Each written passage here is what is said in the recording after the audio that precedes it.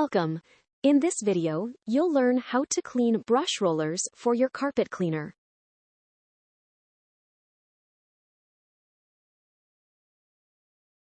Begin by unplugging the carpet cleaner from the wall outlet before cleaning the brush rollers. Tilt the carpet cleaner slightly to expose the brush roller area underneath the cleaning head. Inspect the brush rollers for wrapped hair, fibers, or debris along the bristles and ends. Remove hair, threads, or debris wrapped around the brush rollers carefully using your fingers.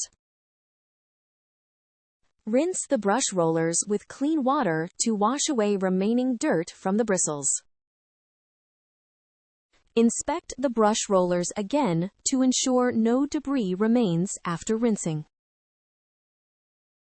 Allow the brush rollers to dry completely on a flat surface. Finally, return the brush rollers to the carpet cleaner once they are fully dry.